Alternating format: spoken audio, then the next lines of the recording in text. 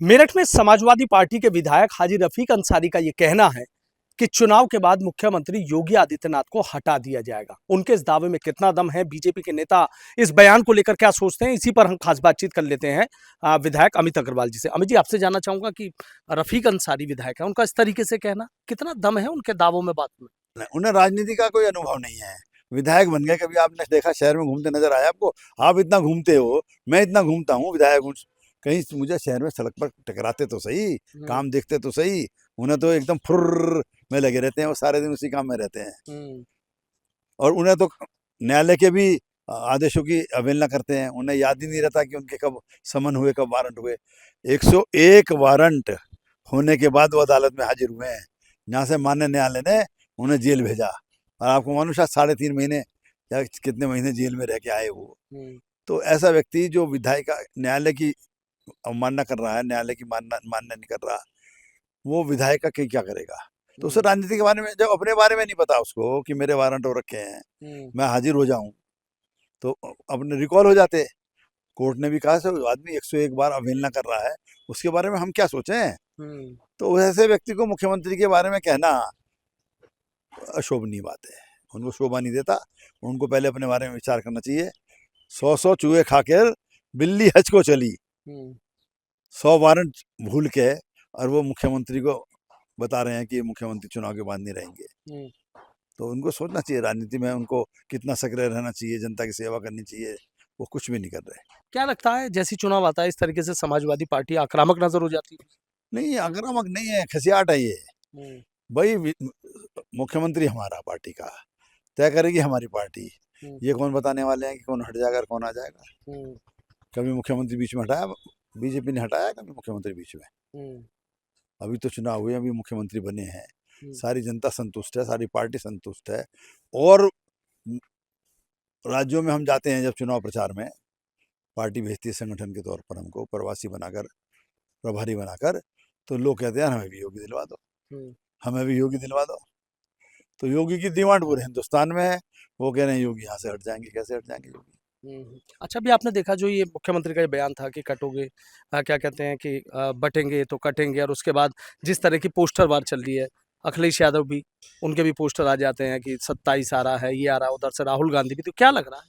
कुछ नहीं, विपक्ष का जितने भी नेता हैं, ये भारत के भविष्य के बारे में नहीं सोचते, ये राष्ट्र के भविष्य के बारे में नहीं सोचते, ये तो केवल अपनी राजनीतिक भविष्य में सोचते हैं। मुलायम सिंह जितना सोचते थे, मुलायम सिंह चले गए, तो क्या दे गए देश को और इस राष्ट्र को? ऐसी अखिलेश नहीं सोच रहे, ऐसी राहुल नहीं सोच रहे हैं। बटोगे तो कटोगे, ये सामने नहीं आ रहा क्या बांग्लादेश के अंदर? इनको नहीं दिखाई दे रहा बांग्लादेश? ये हिंदुस्तान में बांग्लादेश बनाना चाहते हैं। बांग्लादेश में हमेशा हिंदुओं पे अत्याचार होता रहा। जब पार्टीशन हुआ था तो 22.5% हिंदू था वहाँ, आज 7.5% हिंदू है। इनसे पूछो वो हिंदू कहाँ चला गया?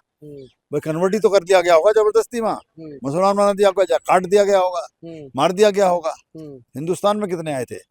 आज 1.25 करोड़ हिंदू है वहाँ पर, उनके ऊपर अत्याचार होता है, ये बोलते नहीं है। और भैया कहीं ईरान, इराक का, मक्का का कोई मर जाए तो इनके घर के अंदर चूल्हे बंद हो जाते हैं। इनको ये नहीं दिखाई देता कि हिंदुस्तान के अंदर जो हिंदू हिंदुस्तान के बाहर रहते हैं, जरा उनकी भी चिंता कर लें। ये यहीं के हिंदू की चिंता नहीं करते, वहाँ के हिंदू की चिंता क्या करेंगे? ये मात्र 20% पे जीना चाहते हैं, 20% पर। मीरापुर उपचुनाव चल रहा है, आप भी वहां पर गए थे, क्या लग रहा है मीरापुर उपचुनाव का? मुख्यमंत्री लगातार पूरी ताकत लगा रहे हैं, रैली करके गए हैं, जयंत चौधरी भी पूरी ताकत है, तमाम विधायक मंत्री संतरी वहां पर लगे। निश्चित रूप से वो जीत हमारे संगठन के साथ जो गठबंधन हुआ है रालोद का, उसकी जीती हुई सीट है, वो फिर हमारे पास जीत के आ रही है। मैं गया था, बड़ा अच्छा माहौल है। लोग कहते हैं आपको आने की जरूरत ही नहीं है। हम लोग सब तो एकजुट होकर वोट डालने वाले हैं, और डाली है हमने पिछली बार भी, इस बार भी एकजुट होकर ही वोट डालेंगे हम लोग। 9 सीटों की अगर बात करो, यूपी में उपचुनाव हो रहा, 9 सीटों पर क्या स्थिति लग रही है? 9 सीटों पर अखिलेश तो कह रहे हैं कि 9 की 9 बीजेपी हारेंगे, तो हम कह रहे हैं कि 9 की 9 ये अखिलेश वाला गठबंधन हारेगा। कहीं स्टैंडिंग ही नहीं है कांग्रेस की। तो देखिए, कांग्रेस बिना उसके बीच में मान न मान मैं तेरा मेहमान, एक भी सीट नहीं दी अखिलेश ने, और फिर भी लड़ाई में कूद रहे हैं लंगोटा बांध के। तो पहले अपना भविष्य देख लें राहुल गांधी की, क्या उनके साथ हो रहा है। अच्छा, क्यों नहीं दी वैसे सीट? क्या लग रहा है आपको? सीट नहीं दी, आपसे लड़ाई है, आपसे फूट है। सपा ही अपने को विपक्ष का मुख्य पार्टी बनाना चाहती है, बताना चाहती है। इसलिए नहीं दी।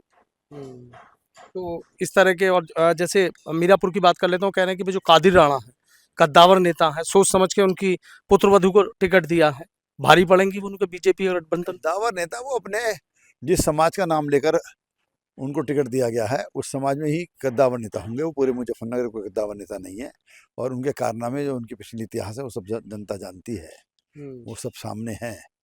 तो वो उन्होंने टिकट इसलिए दिया कि मुसलमान का वोट एक जगह पड़ जाए। वो देश को बांट रहे हैं, ये लोग देश को काट रहे हैं, ये लोग ये देश की चिंता नहीं कर रहे, ये समाज को जातियों में तोड़ना चाहते हैं। अब ये धर्म से जो पहले सांप्रदायिकता करते थे ये लोग, अब वहाँ से हटकर ये लोग समाज को जातियों में तोड़ना चाहते हैं। हम समाज को एकजुट करना चाहते हैं। इसलिए हमने कहा कि मुख्यमंत्री जी ने कहा है कि बटोगे तो कटोगे, और ये सारे विश्व में दिखाई दे रहा है। जहाँ जहाँ हिंदू बटा वहाँ हिंदू को कटना पड़ा। बांग्लादेश का प्रत्यक्ष उदाहरण है।